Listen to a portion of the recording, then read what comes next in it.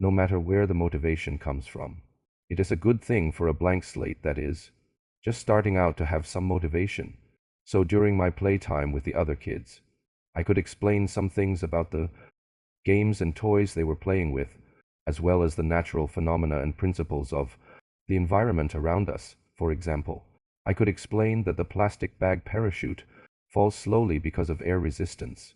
The telescope can magnify distant objects because of the refraction and imaging of convex and concave lenses. The ants crawling on the ground are mostly worker ants. I could easily explain such things before I was even 10 years old, though it didn't make me the leader among the children. It certainly raised my status among the other kids. Adults in other households also heard some things about me, sometimes comparing me with other kids.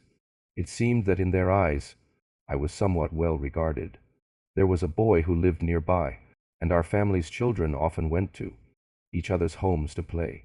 When their child came to our house, my parents would just be polite and treat them well, then go off to do their own things, leaving us to play as long as there weren't any big disturbances. But when I went to his house, his mother would often compare the two of us. For example, sometimes she would ask me how many characters I knew. I would give a rough estimate, and then his mother would say, "Look, he knows so many more characters at his age than you." Her son would stutter and say nothing, and I would modestly reply that it wasn't a big deal. These kinds of things left me with a vague feeling of pride, though I didn't show it too much. But adults could see through it, looking back. I was that so-called other people's child when I was very young. So with my self-esteem boosted, I became quite competitive in everything. Even when playing with my peers, I always had to be in front.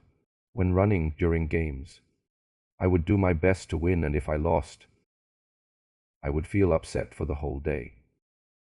When helping my family with chores, I would try to carry more than I could handle,